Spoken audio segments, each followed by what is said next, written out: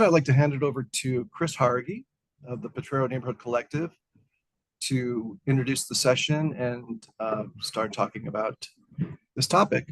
And I think you can see Chris is sharing his screen right now. So Chris, take it away. Thanks, John. Morning, everybody.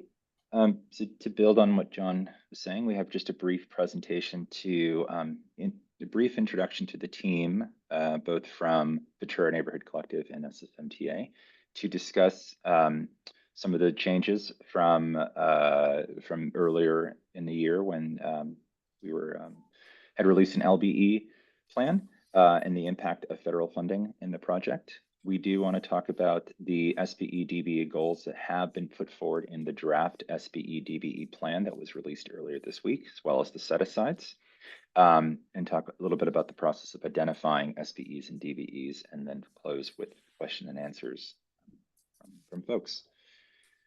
So to summarize, for introductions, again, Potrero Neighborhood Collective, we are it's a collection of a number of developers, architects, consultants that are working closely with SFMTA in a pre-development phase to develop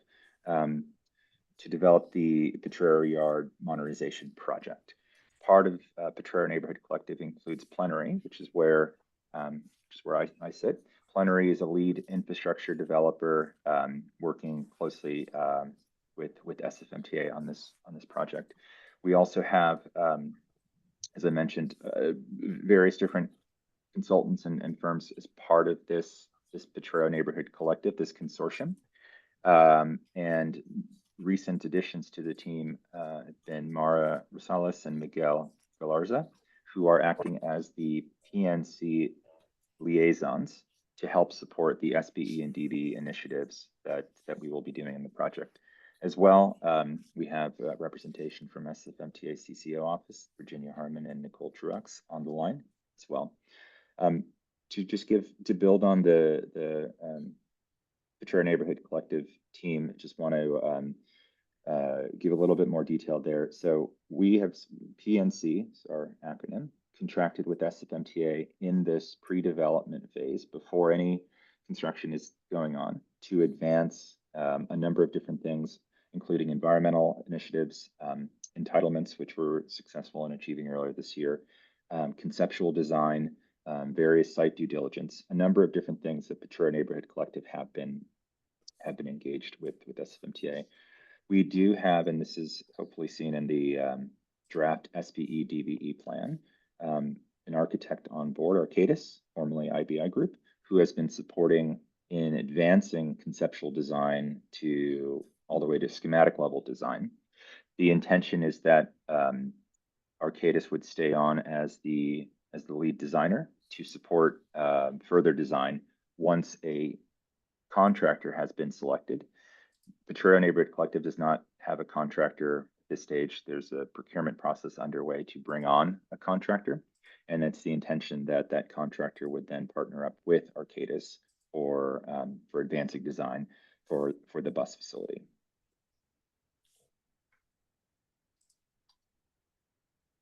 Nichole, perhaps I can turn to you for the next slide.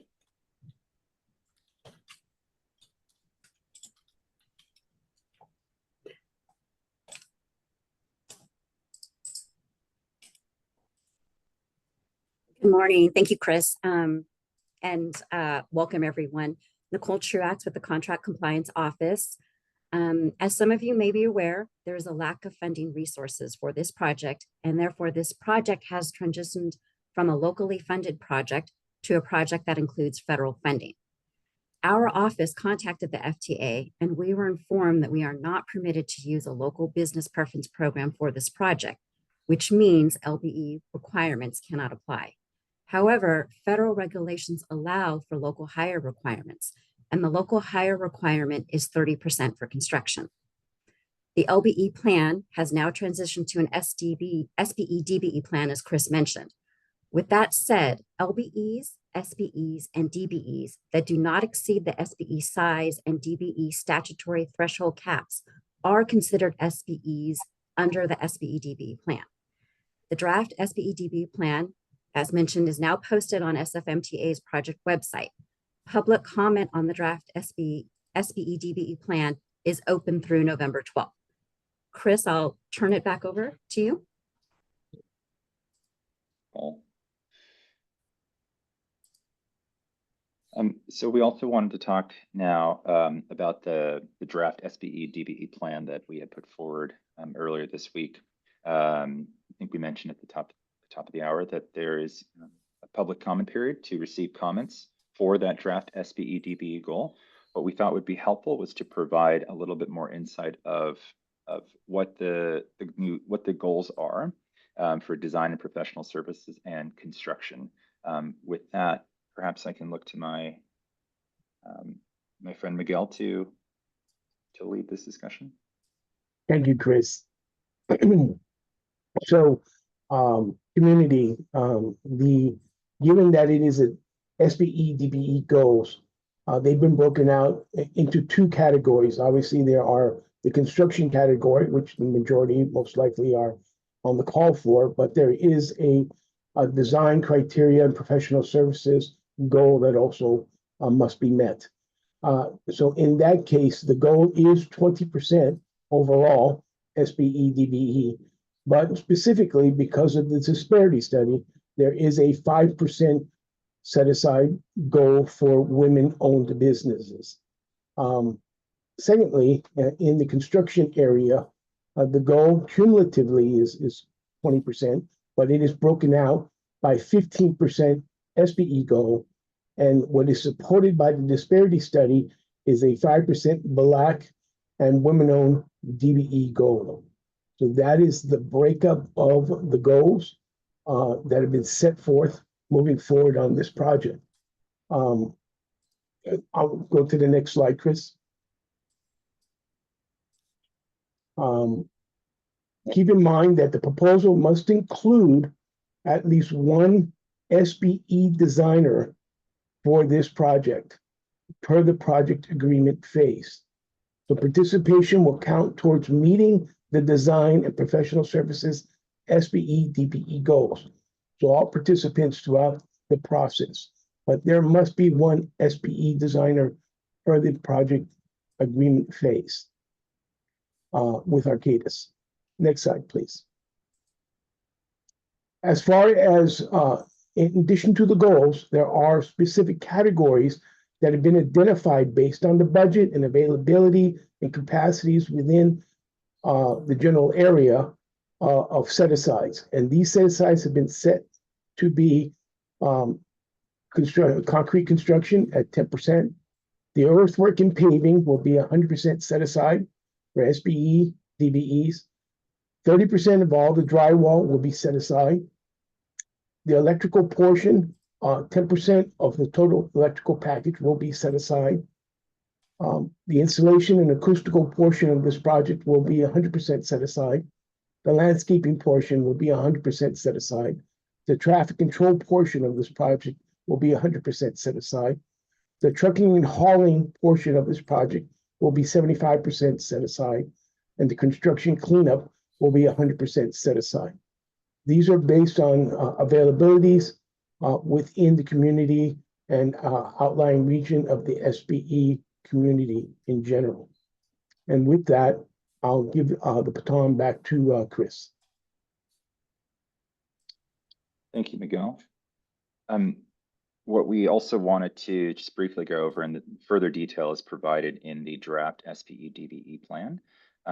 But again, maybe just to start high level, Potrero Neighborhood Collective does not include a design builder or contractor that would build. The team does not yet include design builder for the bus facility. The intention is to bring on a contractor, and that these goals, the SBE DBE goals, would be for design for construction would flow down to them.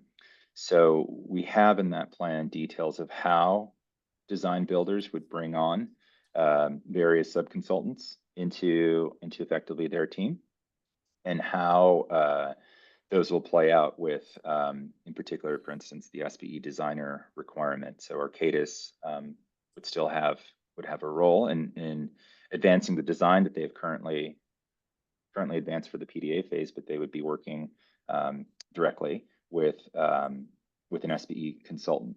And so the timing of bringing all that, we have within 60 days of contract award to the successful proposer that is selected as part of that procurement. They would have a time frame to bring on those SBE, DBE consultants, as well as within 90 days after notice to proceed, the successful design builder will identify all SBE and DBE subcontractors for the construction portion, the construction category of the SBE, DBE goals. So still a procurement process. These will be passed down, requirements passed down to the proposers, the design builders, and would, and then eventually after a contractor is selected, then the SBE goals and the set-asides that Miguel described and that are detailed more further in the draft SBE plan would carry on. The PDA phase would effectively end, and then contract would be in the design build phase of the project.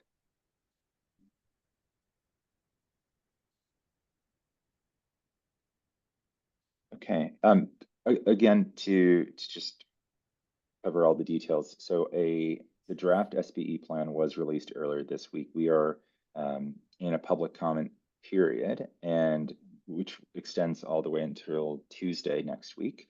And so soliciting feedback on that plan. The request is to send comments directly to potreroyard@sfmta.com to receive all those comments.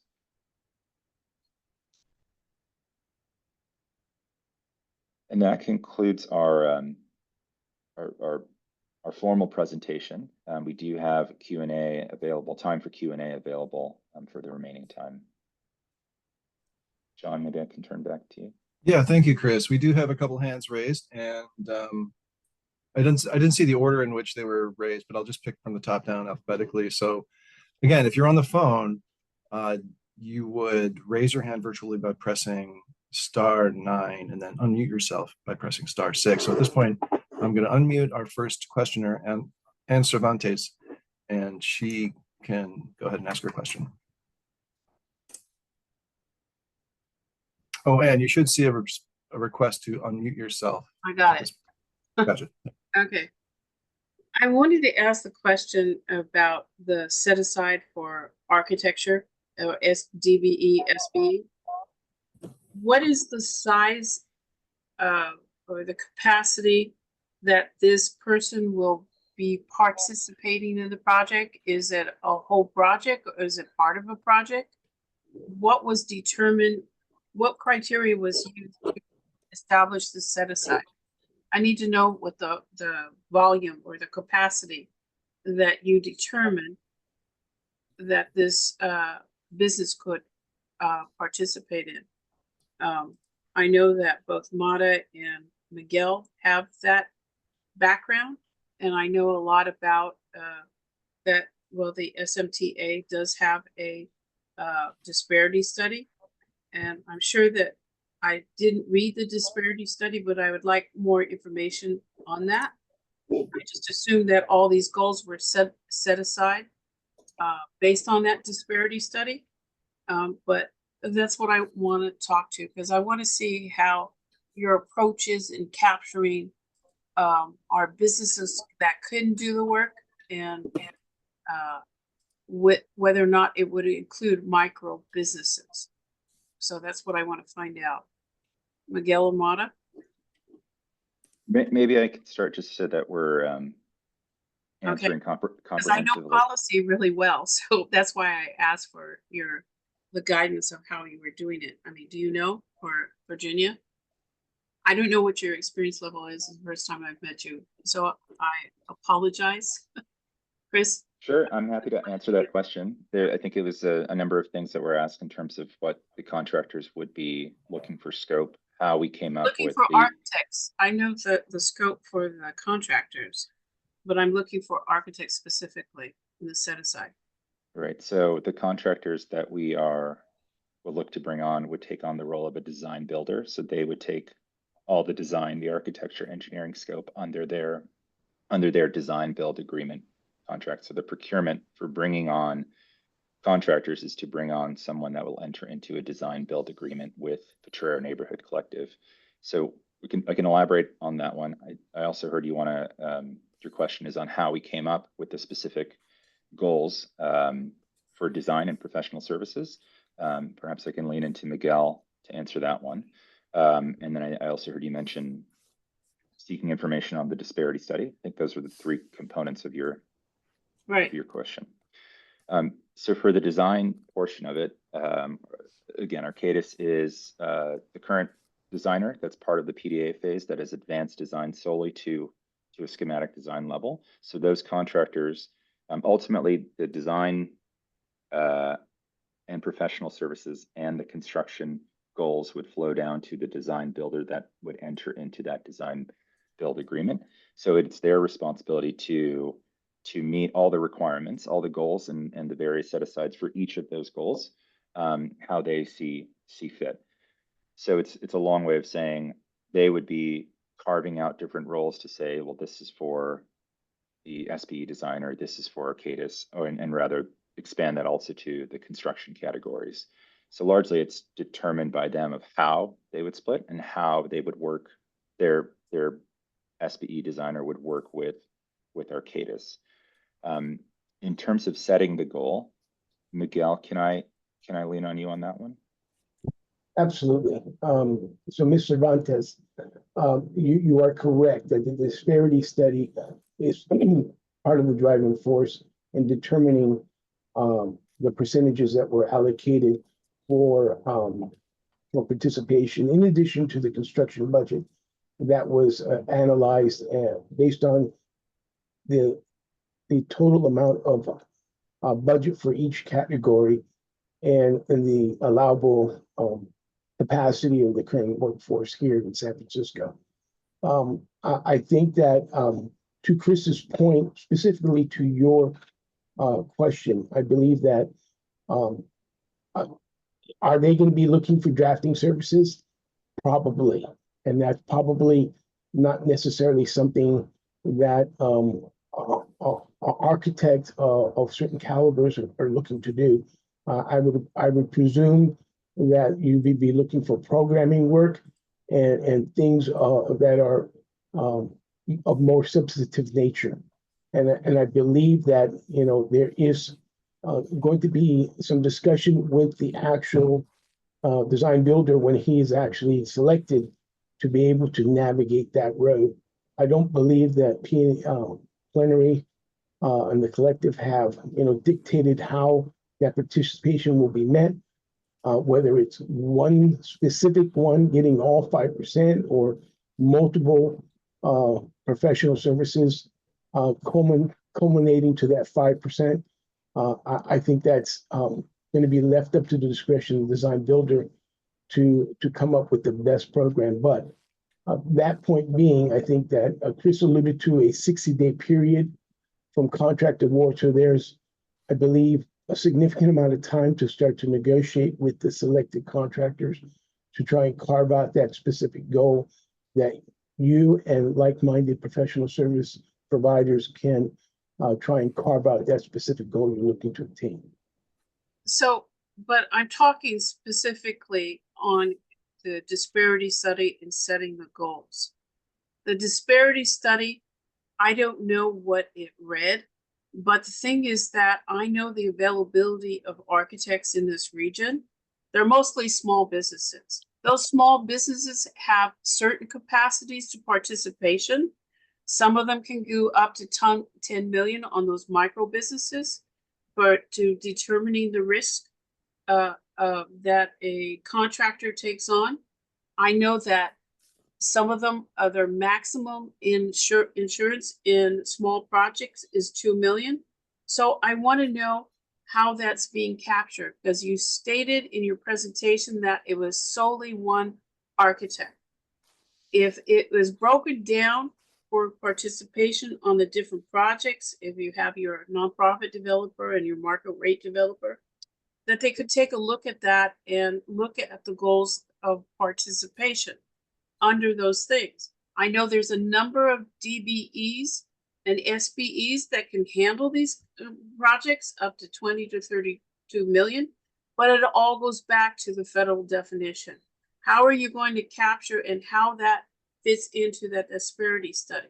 So those were my concerns for the architect's portion on this. I think you guys did a great job in listing those things based on this disparity study. I did with the contractors that I do meet with, their questions this morning was, I thought it might be, is that you were establishing the set-asides based on the disparity studies, but can some of these divisions be broken down even more, or is this the maximum that the disparity study will allow? And those are sort of my concerns for this, and we'll probably be submitting some recommendations with the SBE and DBE program and how to capture, because I don't know how that was measured with the disparity study. Yeah, so those are my comments or questions. Sorry, Chris, I know a lot about this because I've been doing this for over 35, 40 years on small business advocacy in the city, starting out with the American Institute of Architects. So just to give you background. No apologies, Enid. Thank you for the comment. We look forward to receiving the, if you do submit on the SBE DBE plan, look forward to that. I do want to clarify, because I think you mentioned market rate and affordable housing. What we're talking about here is solely for the bus. Oh, I know. I'm talking about the future and how you determine that. So it's not a problem. I know that it's different federal funding and the other is different as well. So it's fine. But I just want to say the intent of the policy, and I've talked with our group has talked to Planarian, and it's not to use the smaller architects in the city as drafting services. And so they have to get a full breadth of experience, because all this is about, this program is about growth. You know, growing these businesses, growing the next generation of businesses so they can fully participate in contracting. And most of our businesses reinvest back in community by hiring locally. And a lot of our businesses hire locally for the Bayview and for the Mission. And at least that's, I know, for construction, because we did a survey during COVID. We know where the money's going in and back into the community for union jobs. Okay. I'll just make one, if I can, Chris, just jump in here a little bit. Anne, Please go ahead.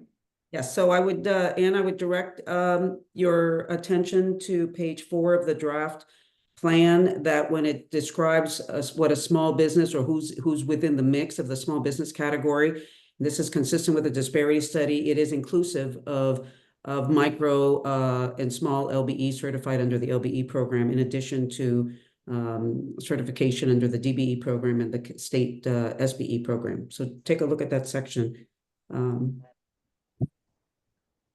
Page 4. Okay. If I could jump in just for a moment here also, I want to talk just generally about how the program works.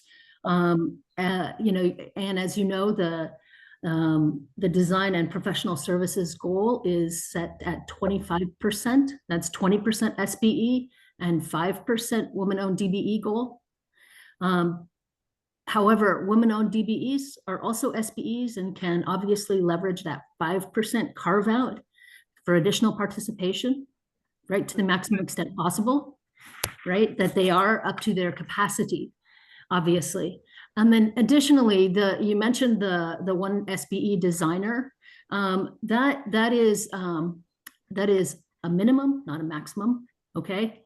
They must include at least one. We wanted to make sure that they weren't fulfilling the professional services goal with non-core professional services, right? We wanted to make sure that we preserve that opportunity for small businesses, disadvantaged businesses, and local businesses to access the opportunity of that architect work, okay? So there are several different points of access, all of which could be leveraged up to a total of 25%, and there is no specific number of small businesses that would need to participate on the project. Yeah. Okay. And knowing the changes that are happening in the architecture community, there are a lot of women business owners that are now taking over in the leadership in that area. So that's good for them in that growth market. Right. It does create an access to this opportunity. Then the opportunity is really quite large, 25%. Okay. And if you want to talk further, we can talk further about it, but we do look forward to your comments and see if there's anything that we need to consider further. Okay. Thank you.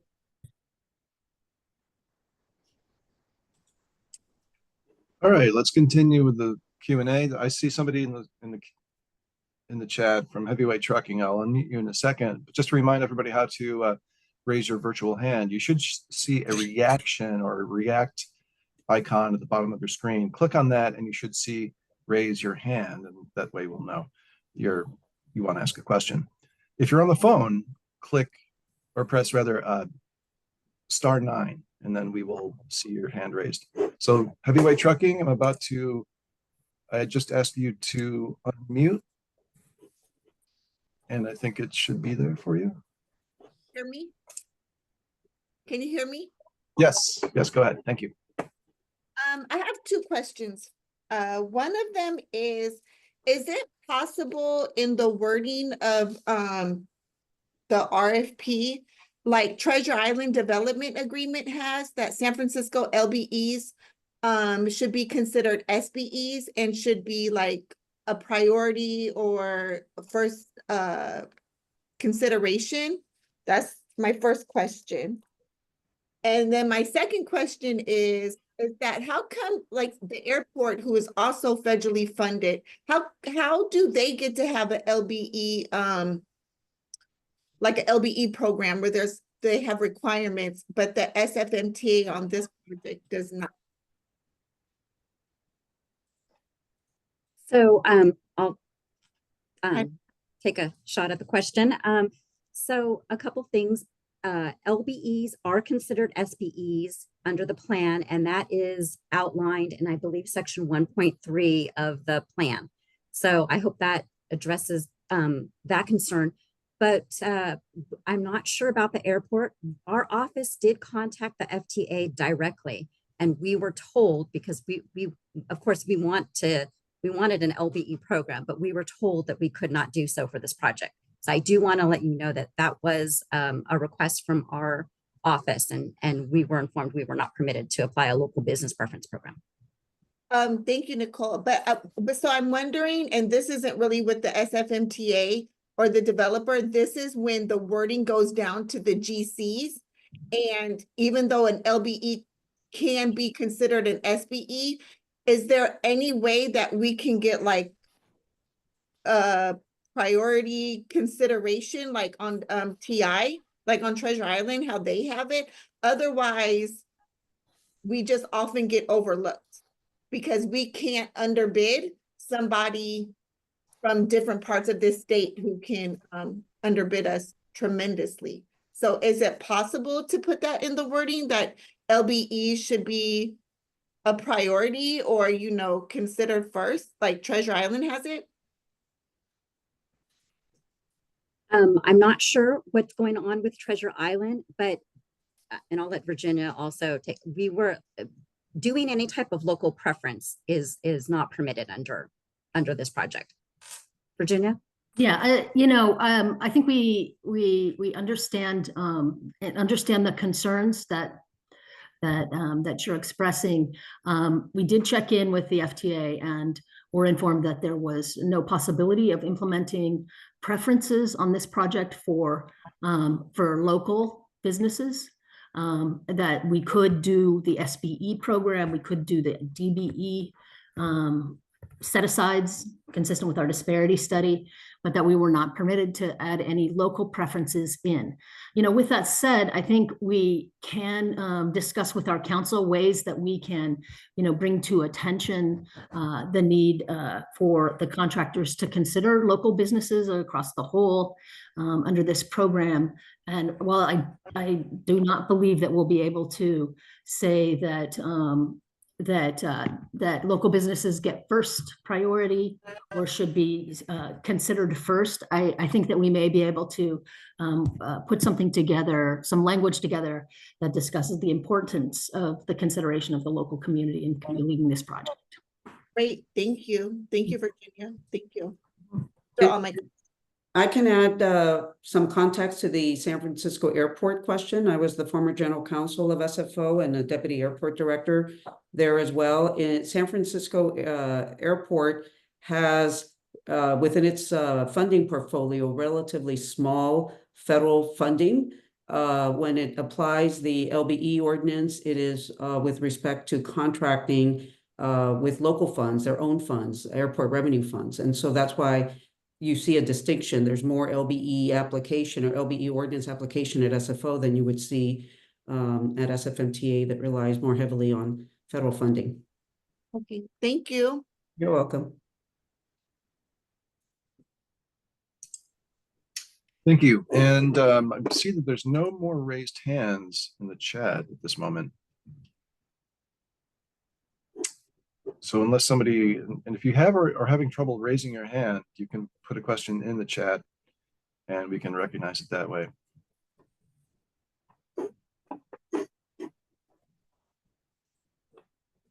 I'll mention again that the public comment period is open through Tuesday, November 12th, end of day. So basically midnight that night. And your question should be sent to, or your comment should be sent to potreroyard@sfmta.com.